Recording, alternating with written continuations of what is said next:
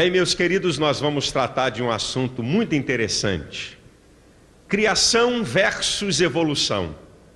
Afinal de contas, quem é que está com a razão? Nós vamos fazer uma abordagem científica e teológica. Também quero deixar bem claro que eu não vou abordar todos os postulados evolucionistas e criacionistas. Teria que ter outras palestras para fazer uma abordagem total. Mas eu escolhi algumas coisas interessantes e importantes e as principais e fundamentais no que tange a evolução e criação, para que a gente possa chegar a uma conclusão sobre quem é de fato que está com a razão. Será que os postulados criacionistas, isso é, daqueles que creem na criação de todas as coisas, será que os postulados criacionistas, eles estão de acordo com as afirmações da ciência? Será que os postulados evolucionistas estão de acordo ou são contrários às evidências e às verdades da ciência? É isso que nós vamos tratar. E para começar, a gente precisa definir o que é ciência e quais os seus métodos, não é? Evidente que não há uma definição única sobre o que é ciência. Até entre os cientistas existem controvérsias. Então, você não tem uma definição única do que é ciência, mas você tem uma definição que é aceita pela maioria, mesmo não sendo totalmente completa, ela abrange, não é? Ela tem uma abrangência de aceitação nos campos científicos. Então, uma das definições que a gente pode dar do que é ciência é a seguinte: ciência é um ramo de estudo ligado a um corpo de verdades apresentadas com fatos classificados sistematicamente, mais ou menos ligados e apresentados sobre leis gerais e que inclui métodos que possibilitem a descobertas de novas verdades dentro do mesmo domínio. Essa é uma definição do que seja ciência. Quais são os métodos que a ciência utiliza? A ciência utiliza a observação, a experimentação, a formulação de hipóteses. A ciência utiliza previsibilidade e controle. Uma coisa importantíssima e fundamental quando a gente trata acerca de ciência é que a observação e a experimentação são os pontos chaves do método científico. É o paradigma da ciência, isto é, o modelo e o padrão da ciência está na observação e na experimentação. Sem observação ou experimentação, não pode haver ciência. Bem, vamos analisar o que diz aqueles que creem na criação, os criacionistas. Que existe um Deus que criou todas as coisas, houve um ato de criação e um tempo de criação. Um agente externo e anterior ao universo criou todas as coisas completas e acabadas. Esse agente externo é Deus. Mas escute, Como é que nós sabemos que todas as coisas foram criadas por Deus? Pela revelação da sua palavra. Mas a revelação não é método científico. Portanto, a criação não pode ser considerada ciência. Vamos para a evolução. O que diz em síntese os evolucionistas? Os evolucionistas dizem que a matéria é sempre eterna e dela se origina todas as coisas, até as vidas mais complexas. Que o presente universo é resultado do Big Bang, uma explosão que ocorreu há bilhões e bilhões de anos e que gerou tudo isso que nós estamos vendo aqui hoje. Que o processo da evolução é tão lento que não pode ser observado. Primeiro, o que não pode ser observado e experimentado não é ciência.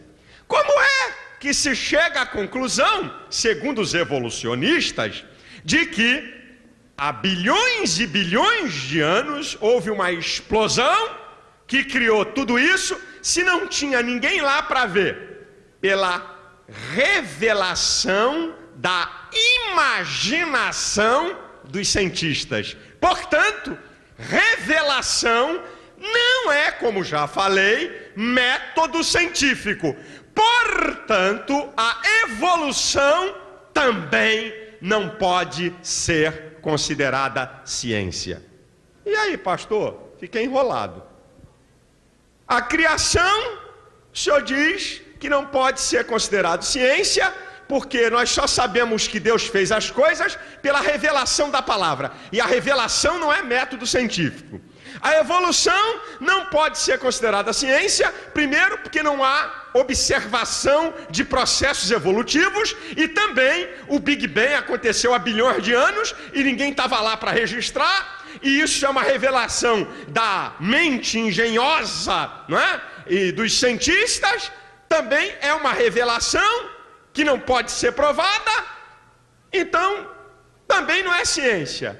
Como é que a gente vai saber quem é que está com a razão e quem é que está com a verdade? Existe a possibilidade de saber?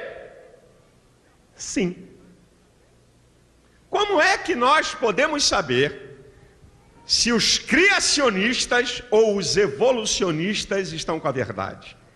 Pelas evidências da natureza. As evidências da natureza, que são observadas e experimentadas, podem nos dizer se a criação ou a evolução está com a verdade pelos postulados, pelos modelos que ambas apresentam. Nós vamos submeter postulados evolucionistas e criacionistas a evidências ou às evidências da natureza, e quando submetemos esses postulados às evidências da natureza, nós podemos chegar à conclusão de quem é que está com a razão ou de quem é que tem e detém a verdade. Eu vou escolher as 4 principais e mais bem provadas leis que existem no mundo. São as leis mais verdadeiras e universais da ciência. Elas têm primazia sobre todas as leis científicas. Eu escolhi as 4 principais e mais bem provadas leis científicas. Vou submeter afirmações criacionistas e afirmações evolucionistas a estas 4 leis, para ver quem é que está com a verdade ou quem é que está com a ilusão e com a mentira.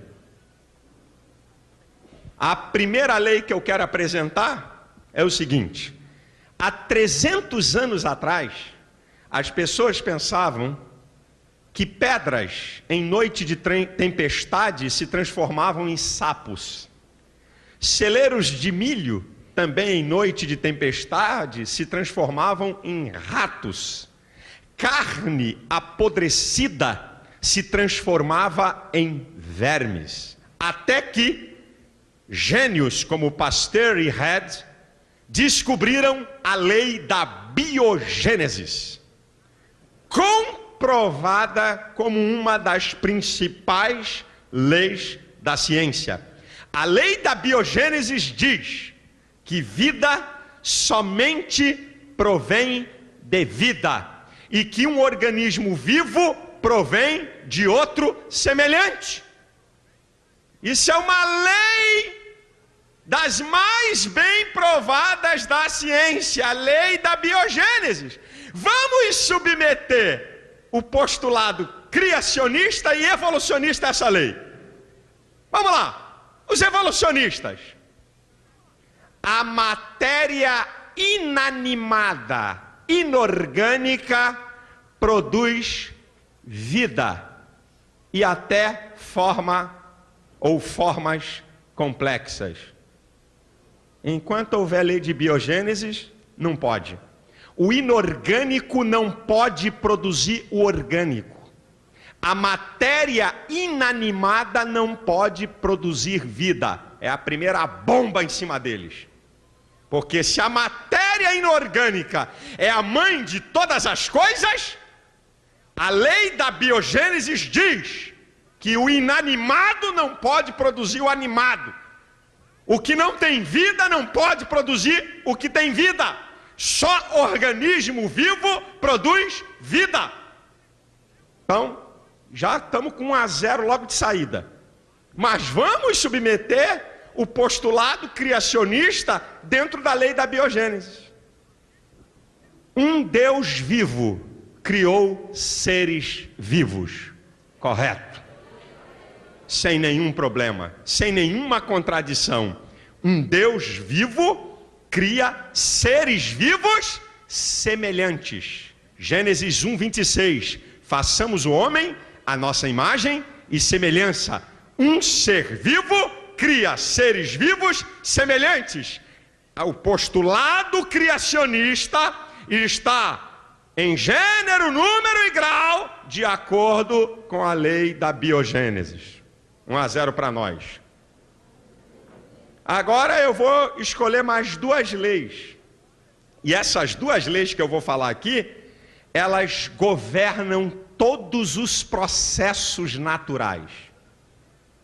A primeira lei da termodinâmica, que é chamada a lei da conservação da energia, diz que a energia não pode ser criada nem destruída e que a quantidade total de energia no universo é sempre a mesma, que a energia pode tomar várias formas, inclusive a massa, e que você pode transformar de uma forma para outra. Isso aqui é a primeira lei da termodinâmica. Vamos submeter o postulado evolucionista à lei da termodinâmica. Diz que a energia ainda está em expansão, em evolução.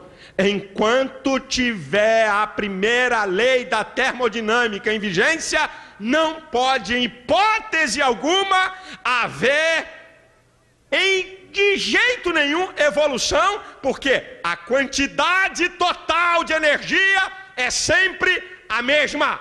Não está havendo produção de energia, nem evolução de energia.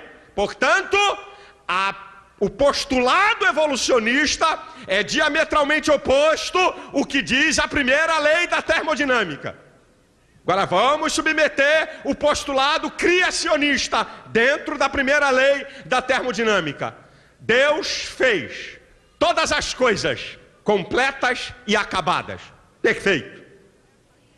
A quantidade de energia é sempre a mesma. Deus fez todas todas as coisas completas e acabadas. Não há nenhuma discrepância entre a afirmação criacionista e a primeira lei da termodinâmica. A terceira, que é a segunda lei da termodinâmica, ela diz o seguinte: o universo caminha de níveis organizados para níveis cada vez mais desorganizados. Toda a desordem que pode haver em um sistema altamente complexo tende a fazer com que esse sistema caminhe de maneira decrescente. Toda a natureza está em descendência. O que é que os evolucionistas dizem? Que o universo caminha de níveis desorganizados para níveis cada vez mais organizados. É totalmente contrário à segunda lei da termodinâmica. A lei diz que o universo caminha de níveis organizados para níveis desorganizados. É descendente, não ascendente. A evolução diz ao contrário, que o universo caminha de níveis desorganizados para mais organizados. Enquanto houver a segunda lei da termodinâmica, não pode haver evolução. E o que tem a ver a segunda lei da termodinâmica com o postulado criacionista? Deus fez todas as coisas completas, acabadas e perfeitas. Quando o pecado entrou no mundo, desarrumou o sistema. Perfeito. Perfeitíssimo. Por isso que o universo caminha de níveis organizados para mais desorganizados. Porque Deus fez tudo completo e perfeito. Quando o pecado entrou no mundo, desorganizou o sistema. Está perfeitamente de acordo com os criacionistas, a segunda lei da termodinâmica. E a quarta lei, e essa lei, ela é aceita em todos os campos da ciência. É a lei da causa e do efeito. Sabe o que é que diz essa lei? Que nenhum efeito é quantitativamente maior e qualitativamente superior à causa. O efeito não pode ser maior do que a causa. Nenhum efeito pode ser maior do que a causa. Essa é uma lei aceita em todos os campos da ciência. O efeito sempre tem que ser menor do que a causa. Vamos ver o que a evolução diz. Matéria inanimada, causa. Vidas mais complexas, como eu e você, efeito. Não pode. Matéria inanimada, menos complexas do que a vida que eu e você, que nós temos, do ser humano. Impossível. O efeito não pode ser maior do que a causa. O postulado evolucionista bate de frente com a lei da causa e efeito. O efeito não pode ser melhor e superior à causa. Agora vamos submeter ao postulado criacionista. Deus, grande, tremendo, onipotente, onisciente, eterno, cria o homem, um ser com suas limitações. Deus causa maior do que o homem, efeito. Está perfeito. Está perfeito. Deus a causa maior do que o homem, efeito. O postulado criacionista está de acordo com a quarta lei que eu acabo de dizer, a lei da causa e efeito. É de goleada, meu irmão. Não deram para fazer nenhum golzinho. O que eu acho interessante são algumas considerações nessa quarta lei que diz assim: a causa primeira do espaço infinito, vê se dá para você colocar a matéria ou Deus. Escuta isso. Vê se dá para você colocar a matéria ou Deus. A causa primeira do espaço infinito tem que ser infinita. A causa primeira do tempo infinito tem que ser eterna. A causa primeira da energia ilimitada tem que ser onipotente. A causa primeira das inter-relações universais tem que ser onipresente. A causa primeira das complexidades infinitas tem que ser onisciente. A causa primeira dos valores morais tem que ser moral. A causa primeira dos valores espirituais tem que ser espiritual. A causa primeira do amor humano tem que ser amorosa. E a causa primeira da vida tem que ser viva. Isso está para a matéria ou para um Deus grande, tremendo e poderoso?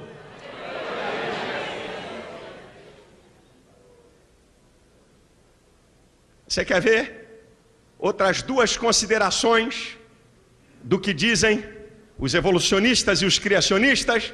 Olha o que dizem os criacionistas. Cada um segundo a sua espécie. Gato só pode dar gato, cachorro só pode dar cachorro. Se você tentar cruzar espécies diferentes, o ser que nascer, o produto que nascer do cruzamento de espécies diferentes não tem capacidade de autorreprodução. Isso é uma afirmativa científica.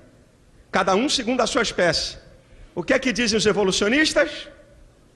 De que a partir da matéria inorgânica, sabe, por uma questão de escolha natural, obra do acaso, através de mutações, seleção natural, através de transmutação de espécies, se chegaram às formas de vidas mais complexas. E Darwin, o pai da evolução, em seu livro A Origem das Espécies, ele declara que os registros fósseis vão poder dizer que realmente houve uma evolução de espécies e que o homem e o macaco são originários de um mesmo ser, de um mesmo ancestral. O que são os fósseis? Os fósseis são plantas e animais soterrados e depois de muitos e muitos e muitos anos são sedimentados e transformados em rocha. A primeira bomba do registro fóssil na teoria da evolução é a seguinte: se houvesse evolução, escute bem, se houvesse evolução, o registro fóssil teria que ser assim: formas de vidas menos complexas, mais antigas do que formas de vida mais complexas. Você está entendendo? Houve evolução? Evolução fala de crescimento, de desenvolvimento. Significa que o que é menos desenvolvido tem que ser mais antigo do que é mais desenvolvido. Entenderam? Entendeu, irmão? Perfeito? Formas de vida menos complexas têm que ser mais antigas do que forma de vida mais complexa. Só que o registro fóssil mostra formas de vida mais complexas, mais antigas do que formas de vida menos complexas. Está errado. Se houvesse evolução, não podia o registro fóssil apresentar isso. Teria que apresentar numa escala ascendente, do menos complexo para o mais complexo, mas o registro fóssil não apresenta isso não. Apresenta o mais complexo primeiro do que menos complexo. Essa é a primeira fumada em cima deles, a primeira bomba do registro fóssil. Uma outra colocação acerca do registro fóssil é que vidas complexas aparecem de maneira abrupta, total, dentro do registro fóssil. Não podia aparecer. Teria que aparecer alguma coisa menos complexa, perto da complexa, para ela vir depois, mas ela aparece. E outra coisa que é interessante, se há evolução, tem que haver as formas transicionais, isto é, as espécies de transição. Não existe no registro fóssil. Não tem formas de transição entre metazoários, entre protozoários e metazoários invertebrados. Não tem. Não tem formas de transição entre invertebrados e vertebrados. Não tem formas de transição entre peixes e anfíbios, anfíbios e répteis e mamíferos. Não existe espécie em transição entre essas categorias.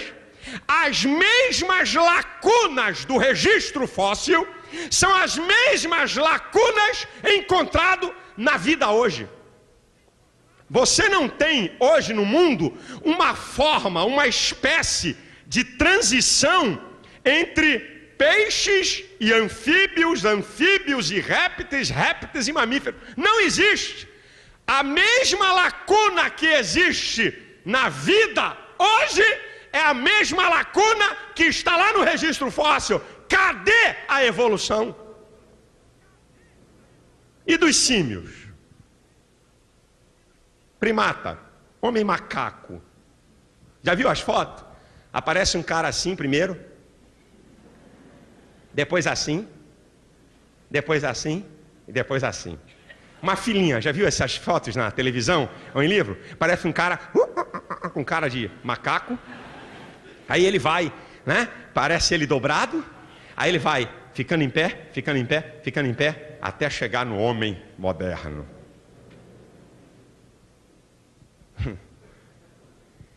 Os dois fósseis mais completos que foram achados, eu vou dizer aqui no português. O nome no português que fica mais fácil, até para mim.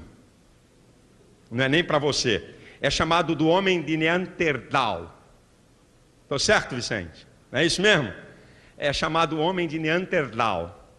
É o seguinte, foram achados fósseis, são os mais completos. Durante muito tempo se pensava que ele era o primeiro símio, o primeiro primata da escala evolutiva. Mais tarde se descobriu que ele era tão humano como qualquer um de nós, que a única diferença é que ele sofria de raquitismo. Só isso. Depois, ainda teve um detalhe. Mais tarde descobriram esqueleto humano, como eu e você, mais antigo do que esse. Aí acabou de chutar o balde. O outro fóssil encontrado é chamado homem de Cro-Magnon. Mais bem dotado e mais forte do que o homem moderno. Com uma capacidade cerebral maior do que o homem moderno. Cadê a evolução, meu filho? Onde é que ela está? Fósseis lá de trás de homens antigos com uma estrutura e uma estatura mais forte do que o homem de hoje. Como é que pode? O homem de hoje tem que ser mais forte do que o do passado se houvesse evolução. Agora, e não tem nada de símio, não tem nada de primata, não tem nada de homem macaco. Agora, depois disso aí, meu filho, os fragmentos encontrados deram lugar à fraude, armação e invenção. Aí, o primeiro deles, que eles dizem que é o primeiro da família dos humanos, é chamado de Ramapithecus, o nome do cabra. Esse é o primeiro da família humana. Esse ainda está assim, ó, lá na foto. O tal do Ramapithecus, certo? Como é que eles chegaram a essa conclusão? Foram achados fragmentos da mandíbula inferior e alguns dentes. Como é que com apenas fragmentos de mandíbula e alguns dentes pode-se desenhar um cabra todo daquele? Depois teve um outro achado arqueológico, de um outro fóssil, que é chamado homem de Pitdown. Esse cabra, durante mais de 2 gerações, foi considerado uma das 3 mais importantes provas da evolução. Durante mais de 40 anos, em livros científicos, aceito pela comunidade científica internacional, de que esse era uma das 3 importantes provas da evolução. Até que, em 1953, com técnicas mais avançadas, se descobriu que o tal do senhor homem de Pitdown colocaram ossos humanos e de macacos juntos e envelhecidos quimicamente. Pegaram dentes da arcada inferior de chimpanzé e limaram para parecer com humanos. Uma tremenda de uma fraude. Depois, em 1912, surgiu lá o homem de Nebraska. Um dente, escuta essa, que essa dá até para rir. Um dente, o diretor do Instituto de História Natural dos Estados Unidos, lá o cientista Osborne, ele chegou à conclusão: aqui está, de fato, a ligação do homem com os macacos. Aqui está a prova de que nós somos descendentes de um mesmo ancestral. Nessa época, em Nebraska, nos Estados Unidos, havia um político chamado Bryan, que tinha interesse em colocar o ensino evolucionista na escola e deu amplo destaque na mídia e em revista. E teve uma revista científica que, a partir de um dente, conseguiu desenhar o pai, a mãe e os filhos. Nem Spielberg, nem esse cara tinha tanta imaginação como esses camaradas. Mais tarde, se descobriu que aquele dentezinho era de uma raça de porco extinta. Até hoje, ninguém desmentiu pelas revistas científicas e por toda a publicidade da época que isso era farsa e mentira. Quer ver outro? Homem de Pequim, visto por alguns, e só por alguns, porque nunca mais ninguém viu.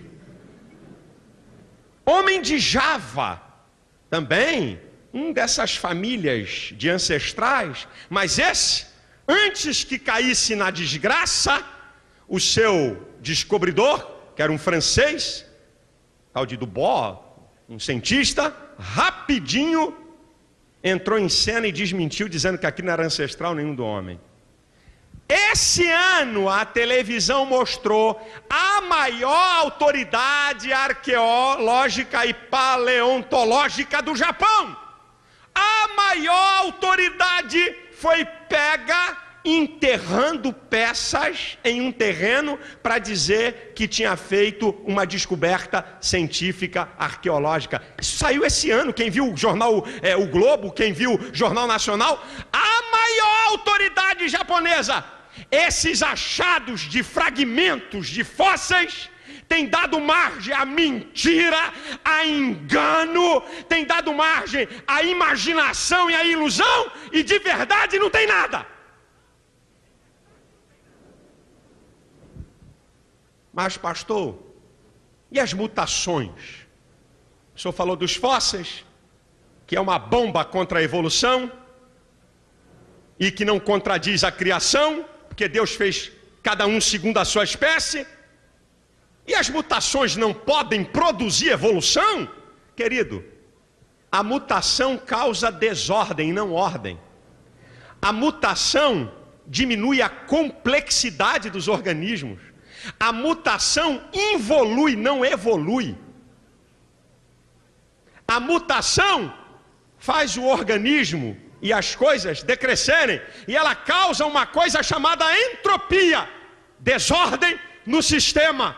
Mutação, em hipótese alguma, produz evolução. Ao contrário, produz involução.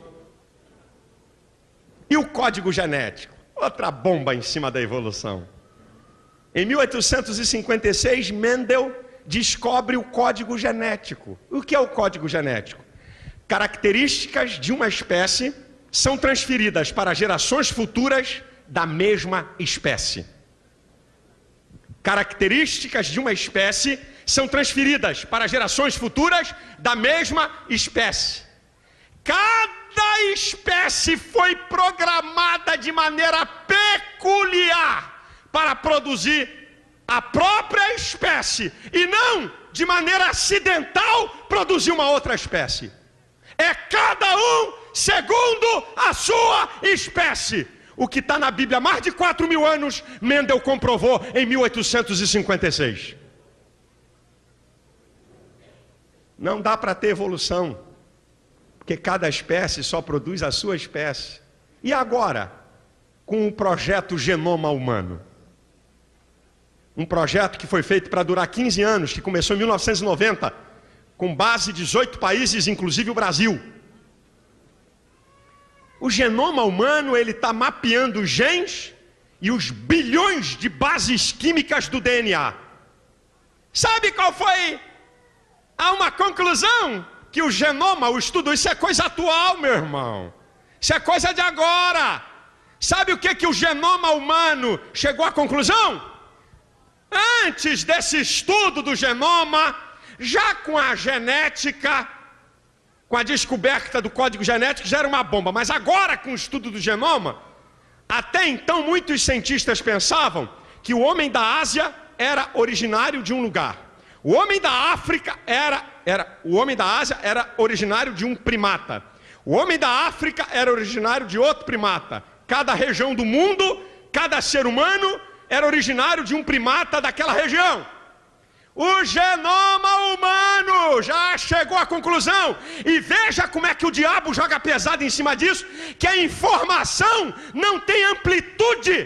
Quando um camarada acha um pedacinho de osso e diz que aquilo é de um ancestral, aparece no Fantástico, aparece na primeira página dos jornais, aparece na Veja, na Isto É, sei lá em quê. Mas uma verdade comprovada que vai contra a evolução e a favor da criação é escondida.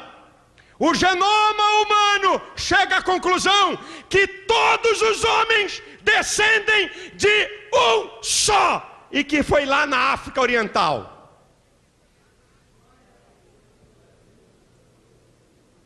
O que é que a criação diz?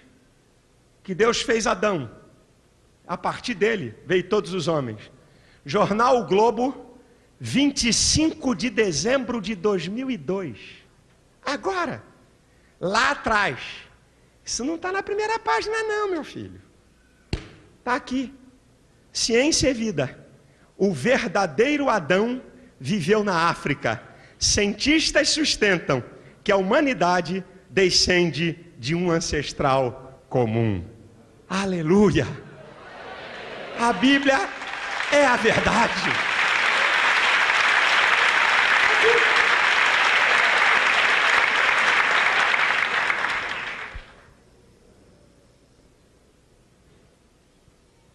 A palavra de Deus é a verdade, irmão. A questão é se você, amigo, quer crer que tudo isso que está aí é obra do acaso, ou se o que está aí é engenhosidade e plano deliberado de um Criador. Veja as provas da natureza, o que elas dizem.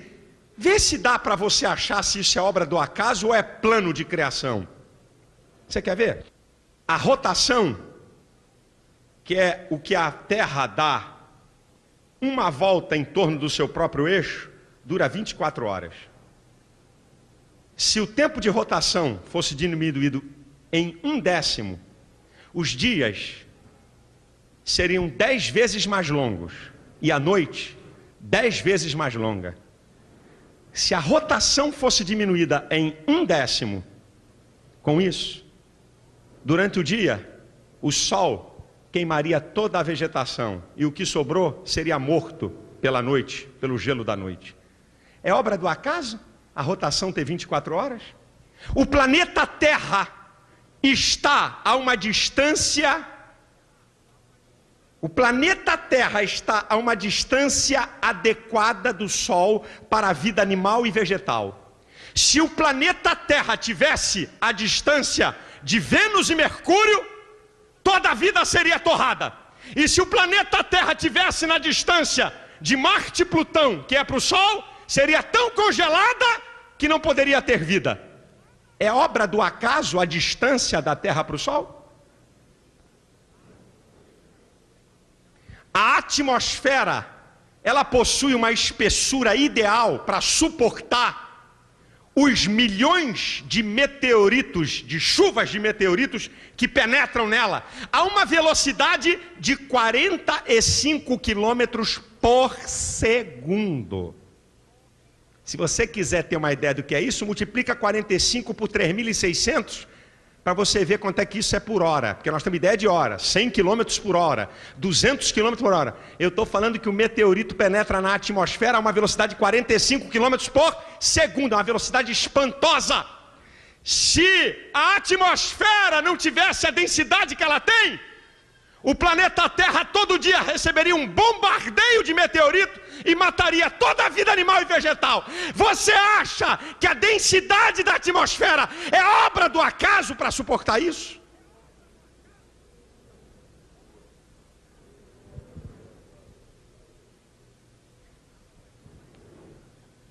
A Lua está a uma distância da Terra de 384 mil quilômetros. Se a Lua estivesse a 80 mil quilômetros da Terra, as marés, que hoje são inofensivas, inundariam o planeta Terra 2 vezes ao dia. Isso é obra do acaso, a distância da Lua para a Terra? Se a Terra tivesse o mesmo tamanho da Lua, o seu diâmetro fosse igual ao da Lua, a Terra não teria capacidade gravitacional para segurar as águas, e nem tampouco a atmosfera. Você acha que isso é obra do acaso? Se o diâmetro da Terra fosse dobrado, isso é, se a Terra tivesse o tamanho dobrado do que tem, a pressão atmosférica seria tão violenta que dificilmente poderia haver vida aqui. Você acha que é obra do acaso o tamanho exato do planeta Terra? Escuta essa aqui, meu irmão. Só o código genético de uma ameba, não é aquele teu colega que tu chama de ameba, não. Estou falando do código genético de uma ameba. Só o código genético de uma ameba tem informações para preencher mais de 1000 vezes a enciclopédia britânica. Só o código genético de uma ameba. A estrutura mais complexa do universo é o cérebro humano. Ele possui 100 bilhões de células que têm entre 10 mil a 100 mil ramificações interligadas entre elas. O total de ligações no teu cérebro é de 1 quadrilhão, 10 elevado a 15. O cérebro pesa 1,3 kg. Tem alguém que pode pesar um pouquinho mais, dependendo do tamanho da criança.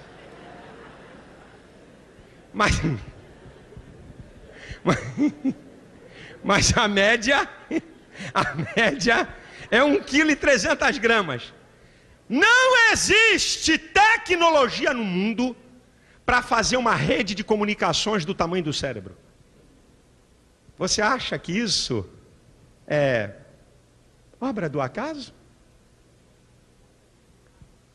O Dr. Robert Clark, PhD em bioquímica da Universidade de Cambridge, no seu livro Universo, Plano ou Acidente, ele diz: é impossível, quando você olha para química, para física, para biologia, para astronomia, entender o universo como obra do acaso, mas sim entendê-lo como obra de engenhosidade e projeto deliberado. O cientista soviético, só vou dar o primeiro nome dele, porque o segundo não dá para me pronunciar, que é um trem tão doido de enrolado. Um tal de Dmitri. Ele tem 3 doutorados em ciências. É um nome mundial. Ele diz que a evolução trouxe problemas para a ciência, porque emperrou o conhecimento, porque toda a ciência teve que se submeter à teoria da evolução.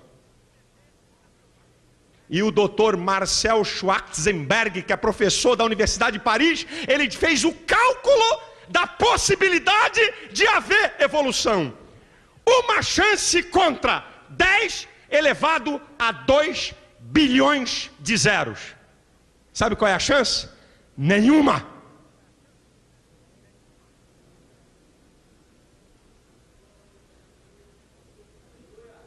Sabe por quê, irmãos? Porque tudo que está aí não é obra do acaso.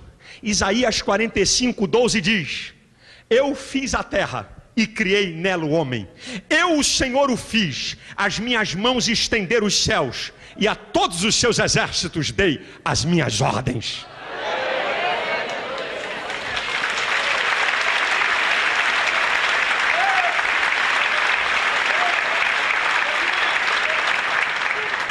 O universo não é obra do acaso. O universo é projeto de um Deus tremendo, poderoso, incomparável, absoluto. E aí a gente chega à seguinte conclusão: se Deus fez todas as coisas, e se Deus é verdadeiro e real, então a Bíblia é a palavra de Deus.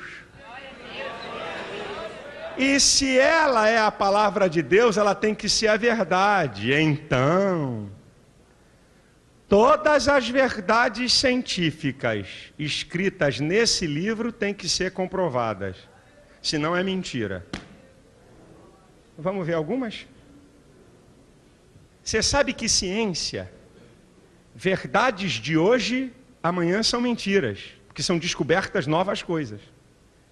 Todas as verdades científicas da Bíblia, que tem 4.000, 5.000, 3.000, 2.000 anos, nenhuma delas até hoje foi jogada por terra. Sabe por quê?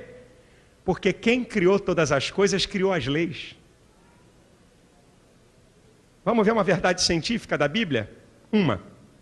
Em Gênesis capítulo 1 diz assim: que no primeiro dia Deus fez a luz. No quarto dia Deus fez o sol. Até há pouco tempo se acreditava que a luz era produto de astros. Mas a moderna cosmologia comprovou que a luz é uma unidade mais antiga e independente dos astros. Esse é um dos mais fantásticos insights da Bíblia sobre a ciência. A Bíblia declara há mais de 4.000 anos que a luz, ela não vem do sol nem de astros. A luz é uma unidade independente mais antiga que o sol. Verdade científica da Bíblia. A outra verdade que está em Gênesis 1, que eu já falei aqui, que a Bíblia declara a partir do versículo 11, se eu não estou enganado, cada um segundo a sua espécie. Já falei, verdade científica da Bíblia. Você quer ver uma outra verdade científica da Bíblia? Dita há 2.700 anos aproximadamente. Isaías 40, 22 diz que o Senhor está assentado sobre o círculo da terra. Lá no original, lá no hebraico, é usada essa palavra, que Deus está assentado sobre o círculo da terra. Há 2.700 anos atrás já se falava que a terra era redonda. Você quer ver uma outra? Que conversa é essa de dinossauro há 70 milhões de anos? Irmão, que negócio de pré-história. Isso é balela. Isso é teoria evolucionista. Que dinossauro há 70 milhões de anos? Vai ler o livro de Jó, capítulo 40, a partir do versículo 15. Fala de dinossauro. Porque só o dinossauro move a cauda como cedro. No texto, traduzido para o português, fala de um animal grande, um animal gigante. Mas o animal gigante, um behemoth, como está traduzido no texto de Jó, capítulo 40, a partir do versículo 15, descrevendo esse animal. Quem te falou de pré-história? Quem te falou que essa datação é certa? Quem falou isso, irmão? Isso é coisa de evolucionista. Você quer ver um show de ciência na Bíblia? Abre comigo 1 Coríntios capítulo 15. Agora é show de ciência. Abre aí.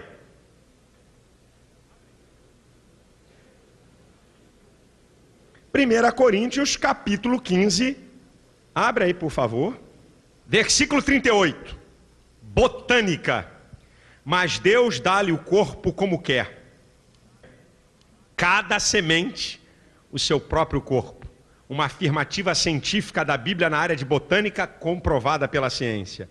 Agora olha só, olha o show de zoologia e genética no 39, nem toda carne é uma mesma carne, mas uma é a carne dos homens, outra a carne dos animais, outra a dos peixes e outra a das aves. O que o código genético mostra, cada um segundo a sua espécie. Show de zoologia e de genética. Você quer ver agora? É show de astronomia, o 40 e 41. E há corpos celestes e corpos terrestres, mas um é a glória dos celestes e outra dos terrestres. Agora olha aqui o que ele vai dizer. Uma é a glória do sol, outra a glória da lua, e outra a glória das estrelas. Agora, meu irmão, essa afirmativa aqui na linguagem aqui do pessoal que gosta de futebol, é show de bola. Porque uma estrela difere em glória de outra estrela. Bem, há 2000 anos atrás, você dizer uma é a glória do sol e outra é a glória da lua, não precisa de instrumentos para dizer isso. Você vê o tamanho e a força da luz do sol, o tamanho e a força da luz que a lua traz, e você chega à conclusão que a glória do sol é maior do que a da lua, a olho nu. Mas essa afirmativa aqui, que cada estrela possui uma glória própria, e quando você olha para o céu, você só vê um monte de pontinho azul igual? Esta afirmativa científica é comprovada pela astronomia. Cada estrela, os bilhões e bilhões de estrelas no espaço sideral, cada uma tem uma glória própria, meu irmão. Isso aqui é show de ciência na Bíblia. Como é que Paulo, há 2000 anos atrás, podia escrever uma coisa dessa sem instrumentos, de telescópios e de equipamentos para poder comprovar isso? É porque o Deus que criou todas as coisas revelou, porque foi Ele que fez as estrelas. Você quer ver? Hoje está na moda o cara chegar a falar com boca grande. Física quântica. A física quântica. Na Bíblia tem física quântica, rapaz. Novidade dos últimos 20 anos, que já tem 2000 anos. Hebreus 11:3. Hebreus 11:3. Que eu quero deixar como texto básico dessa mensagem. Hebreus capítulo 11, versículo 3. O que diz Hebreus 11:3? Diz lá: pela fé entendemos que os mundos, pela palavra de Deus, foram criados. Agora a física quântica. Olha o que diz: de maneira que aquilo que se vê não foi feito do que é aparente. Quando você vê uma rocha, a rocha não é feita daquilo que você está vendo. Existem bilhões de ligações atômicas para chegar naquela rocha que você está vendo. Física quântica na Bíblia, meu irmãozinho. Aquilo que se vê não foi feito do que é aparente. O mundo subatômico, a Bíblia já falava nele. E o mundo invisível, que só aproximadamente de 60 anos para cá, com o advento do microscópio eletrônico, se descobriu o mundo invisível. Há quase 2000 anos a Bíblia fala nele. Paulo diz em Colossenses capítulo 1, versículo 16: porque nele foram criadas todas as coisas que há nos céus e na terra, visíveis e invisíveis. Está lá escrito. Há quase 2000 anos já se falava do mundo invisível, porque o Deus que criou o mundo invisível já sabia de todas as coisas e registrou na sua palavra.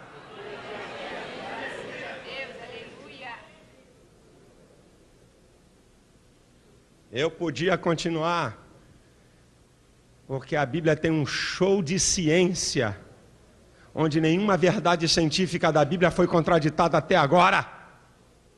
E nunca vai ser, porque esse aqui é o manual do fabricante, esse aqui é o manual daquele que fez o homem e fez todas as coisas. Sabe, irmãos, se você tentar submeter o postulado evolucionista, os principais postulados evolucionistas, se você quiser testá-los ou observá-los, você vai ver que é uma fraude. É impossível se testar e observar os principais postulados evolucionistas. Olha só o que eles dizem. Formas de vida inicial de organismos desconhecidos, através de produtos químicos desconhecidos, numa atmosfera de composição desconhecida, sob condições desconhecidas, que cresceram numa escala evolutiva desconhecida, por processos desconhecidos, com evidências desconhecidas. A biociência prova que é impossível haver evolução As geociências provam que nunca houve evolução no passado e toda a verdade científica baseada em leis físicas dizem que é impossível haver evolução. O que está em jogo, meu amado, é se você crê num Deus onipotente, tremendo, poderoso, que criou todas as coisas, ou se você crê na onipotência da matéria. E me perdoe dizer para você, você vai ter que ter mais fé para crer na evolução do que para crer na criação. Porque o camarada, para crer que houve evolução, ele tem que crer que a matéria inorgânica é a mãe de todas as coisas. Ele vai ter que crer que de maneira aleatória tudo isso surgiu. Vai ter que ter mais fé na evolução, para você crer, do que ter fé que um ser superior, tremendo, poderoso pelo seu poder, criou todas essas coisas debaixo de leis e de regras.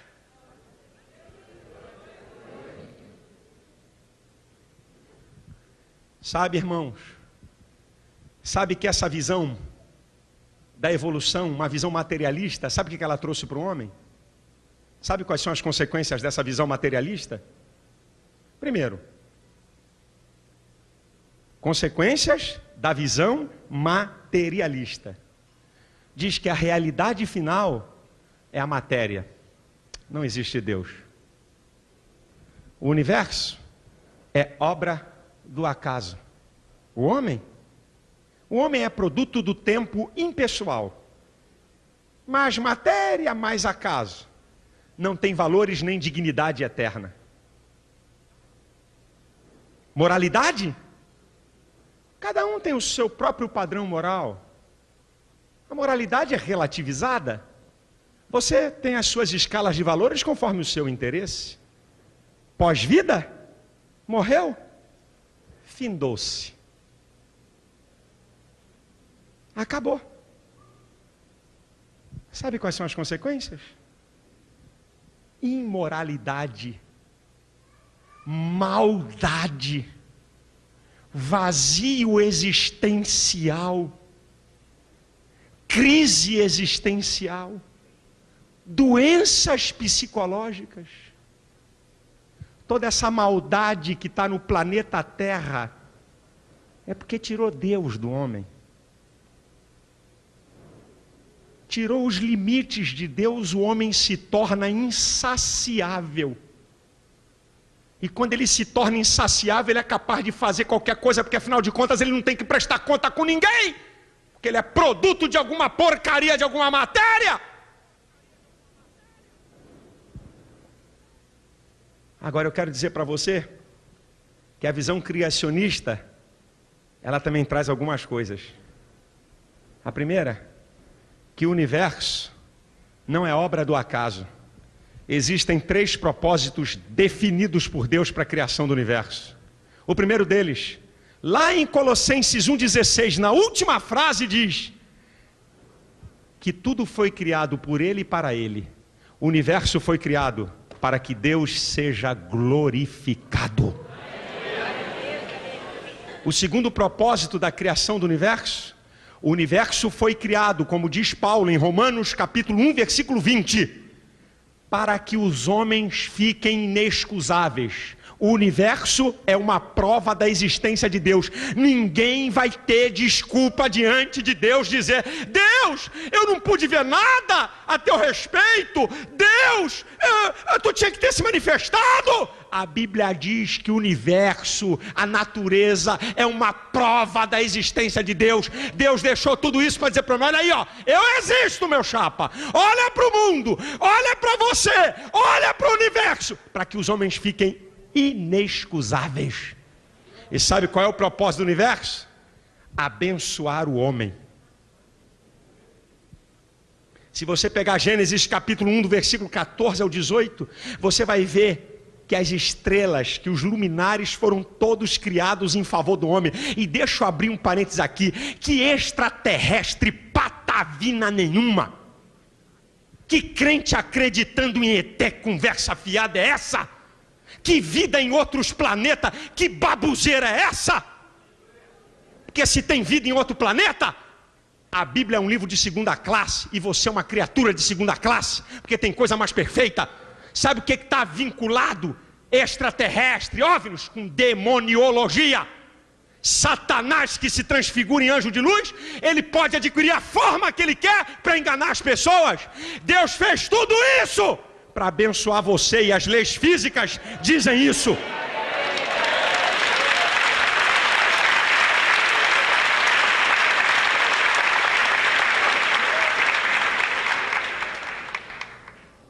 O homem não é produto de tempo impessoal. Sabe o que é o homem? A imagem de Deus primeiro. Deus é pessoa, é o que está lá no original, Elohim. Elohim, façamos a nossa imagem e semelhança.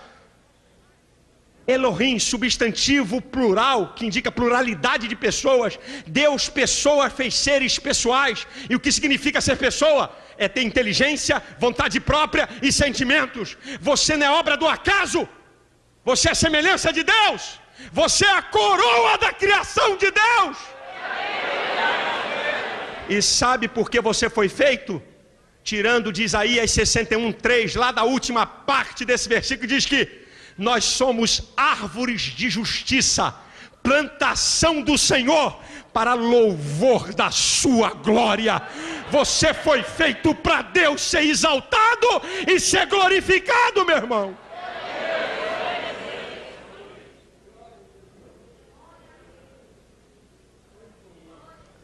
Pós-vida, para a evolução, que são os materialistas, morreu, acabou. Na Bíblia, qual é o textuário da Bíblia de João 3,16? Porque Deus amou o mundo de tal maneira que deu o seu Filho unigênito para que todo aquele que nele creia não pereça, mas tenha vida eterna. Apocalipse capítulo 21 está descrevendo o dia da eternidade, o começo do dia da eternidade. E eu vi um novo céu e uma nova terra, porque já as primeiras coisas se passaram. Ele vai limpar dos nossos olhos toda lágrima. Lá não haverá dor, lá não haverá pranto, lá não haverá morte. Nós não fomos feitos para acabar. Você foi feito para viver eternamente, e eternamente ao lado de Deus.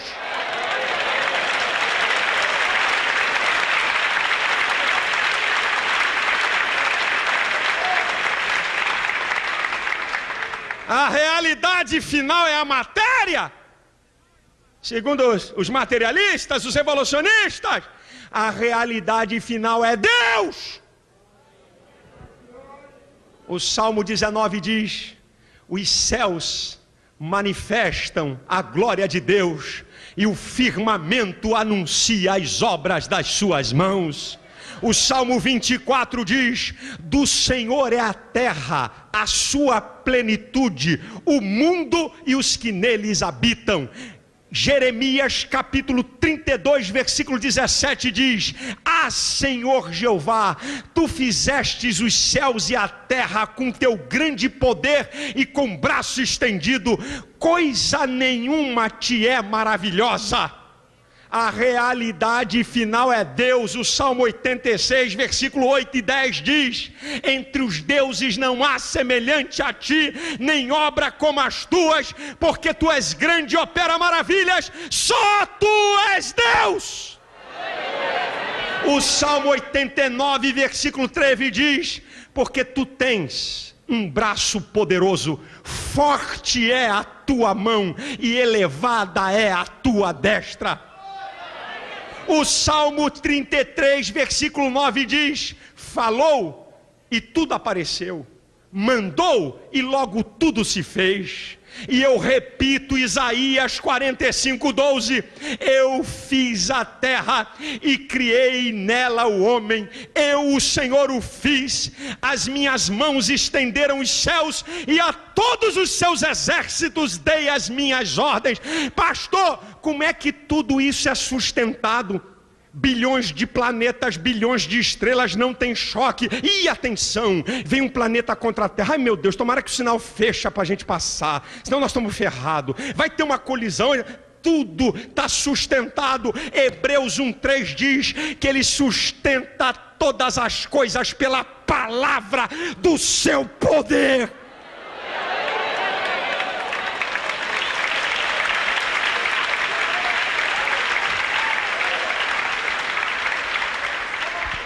A teoria da evolução sempre vai ser teoria e é o maior engodo científico da história.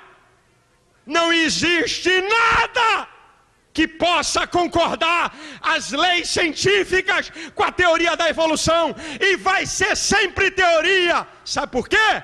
Porque existe um Deus tremendo, poderoso, maravilhoso e incomparável. E sabe qual é a consequência para aqueles que acreditam em Deus? Primeiro, é que há um reencontro da criatura com o Criador. Segundo lugar, é que o ser humano passa a ter alegria, prazer de viver e esperança. Terceiro lugar, o ser humano que crê que Deus fez todas as coisas e que ele é criatura de Deus, ele tem autoestima. Ele sabe de onde veio, sabe quem é e sabe para onde vai. E o conhecimento da criação, sabe o que traz? Libertação. E conhecereis a verdade, e a verdade vos libertará. Vai libertar da crendice, vai libertar do materialismo, vai libertar desse existencialismo, dessa deidade do homem. O homem pensa que é Deus, mas qualquer probleminha ele entra em crise. O homem pensa que é Deus, mas dá tiro na cabeça quando não encontra a saída para o problema. O homem pensa que é Deus, mas se depara com pequenos problemas que neutralizam toda a sua vida. Eu quero dizer para você que existe um Deus tremendo e poderoso que está interessado na tua vida e que quer fazer você ser uma pessoa feliz.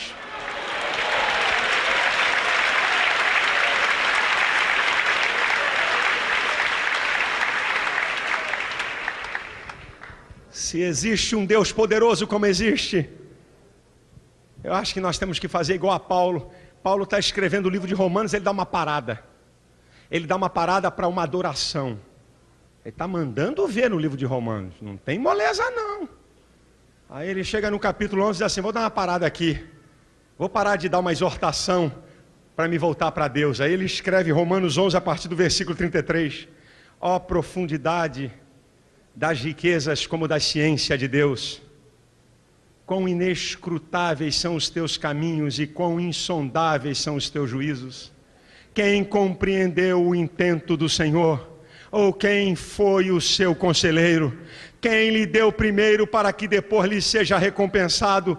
Porque tudo é dele, por ele e para ele. Glória, pois, a ele eternamente. Amém. A Deus seja a glória. Ele é digno de glória. Ele é digno de adoração. Ele é digno de ser louvado. Ele é digno de ser glorificado. Porque ele é o Senhor absoluto.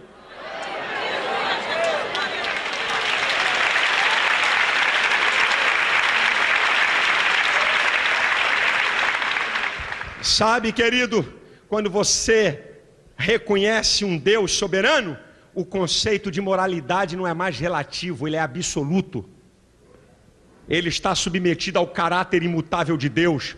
Eu cansei de estudar na universidade, de ver professor falar que o ser humano sem limites se torna insaciável. Com Deus, Deus dá limites, diz assim: olha aqui meu chapa, você vai ter que prestar conta comigo. Não pensa que você é o dono da cocada não.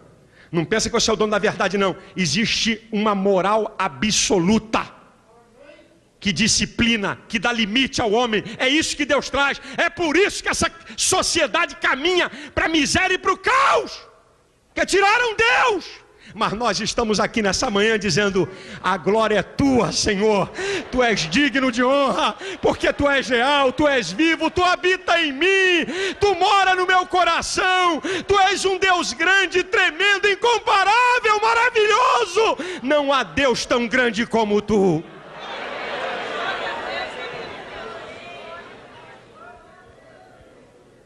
Você tem que fazer uma escolha. Ou você crê na evolução, vive uma vida materialista, que vai levar você a um vazio? Ou você crê na criação, que está sustentada por todas as evidências da natureza, de que existe um Deus acima de tudo e de todos, absoluto, que você vai ter que prestar conta com Ele, e que ama você, e que quer cuidar de você? A Deus seja a glória.